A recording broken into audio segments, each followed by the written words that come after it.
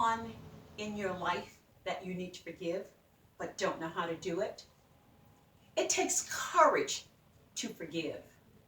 Ask me how I know. Let me share my story with you. I have a very good friend. Her name is Lucille. She doesn't mind me sharing this with you. We both went to graduate school together. We both came out and got great jobs. She at one bank and I'm at another bank. They were the premier financial institutions in New York City or in the world at that time. And then after we got out of graduate school, we moved on, both of us. She went to a very prominent investment banking firm, and I went to a larger bank than I had worked at before. Our careers were soaring. We were doing excellent in our lives. We became very, very good friends. I would travel with her to her family's home in Connecticut. So we had a very tight bond with each other. And she loved to go out a lot, and we would go dancing and all of that. And she had sometimes a problem with her boyfriends. So one night, I'll never forget it, it was a Saturday night, she called me. It was very late. I remember it being around 2 o'clock. She thinks differently. But she called me, and I grabbed the phone, and I picked up the phone and said, "Who is it?" And she said, "It's me. I need to talk to you. Are you sleeping?" I said, "Yes, I am sleeping." And I said, "I could sit on the phone for a few minutes and talk to you." And she proceeded to tell me what was happening with her and her boyfriend. She found out he was supposed to meet with her. He didn't meet with her. And she found out he was at someone's house and she was going to go knock the door down. I said, "Don't knock the door down. You will have a problem if you do that." I said, "Why don't we talk tomorrow morning? It's late. I'll see you at church tomorrow morning." So I got up out of bed, put my clothes on, and I'm ready to go to church. I get to church. I looked around for her, and I didn't see her. But then all of a sudden, I see her get up from her chair, and she walks upstairs to the bathroom. And that was my opportunity to meet her there. So I went upstairs also to the bathroom. I got in line right behind her, and I just stood there and waited. And I said, "By the way, can we meet at the church so we can talk about what happened?" She said, "No, I don't want to talk to you. You didn't talk to me last night when I needed you." And I said, "It was late. It was very late last night. I needed to talk to you." So I went back to my chair. I listened to the sermon, and I left. Didn't hear from her the next week.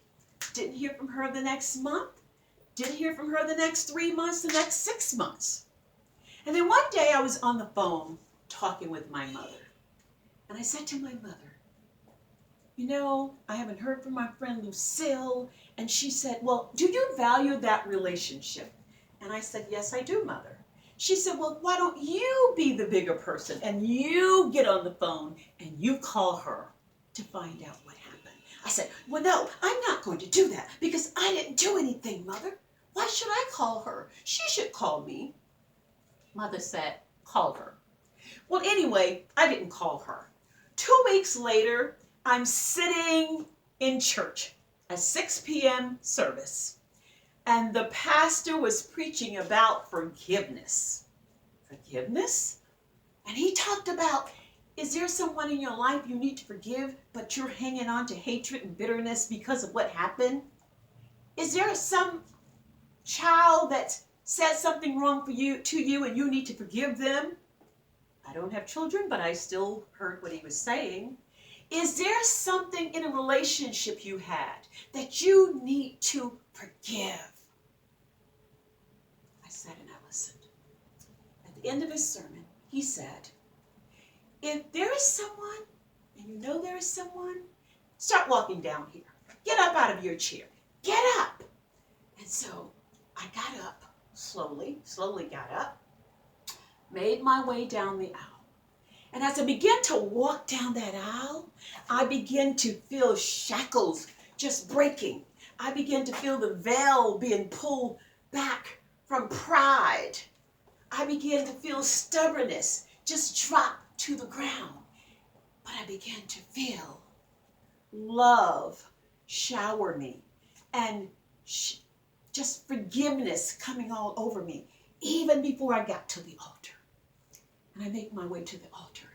And all I could do was stand there and just say, God, forgive me for not forgiving.